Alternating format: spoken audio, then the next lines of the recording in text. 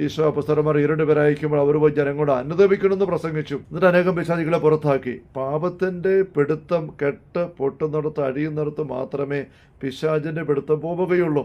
ഈശോ അപ്പസ്തലന്മാർക്ക് തൻ്റെ പ്രേക്ഷിത ദൗത്യം ഏൽപ്പിച്ചു കൊടുക്കുന്ന സ്വർഗാരോഹണത്തിന് മുൻപ് ലൂക്കായുടെ സുവിശേഷം 24-ാമത്തെ അധ്യായത്തിൽ 47-ാമത്തെ തിരുവചനം നമുക്ക് കാണാൻ പറ്റും. ഈശോയോട് പറയുന്നത്, നിങ്ങൾ ലോകമെങ്ങും പോയിട്ട് പാപമോചനത്തിനായുള്ള അനുതാപം പ്രസംഗിക്കണം.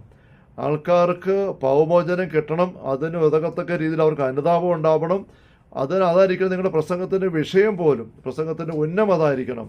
ഈ ദൗത്യം സ്വീകരിച്ച അപ്പസ്തലന്മാർ അത് ആദ്യമായിട്ട് നിർവഹിച്ചത്, ദൗത്യ നിർവഹണം നടത്തുന്നത് പത്രോസ് അപ്പസ്തലൻ പന്തക്കോസ്തായി പ്രസംഗിക്കുമ്പോഴാണ്. നമുക്കറിയാം പന്തക്കോസ്തായുടെ രംഗം നമ്മൾ ശ്രദ്ധിക്കുമ്പോൾ അപ്പസ്തല പ്രവർത്തനം 2-ാമത്തെ അധ്യായത്തിൽ 32, 33, 34 വായിക്കണമെങ്കിൽ വരുമ്പോൾ നമുക്ക് കാണാൻ പറ്റും. അപ്പസ്തലന്റെ പ്രസംഗം കേട്ട ആൾക്കാർ ഹൃദയം നുറുങ്ങി.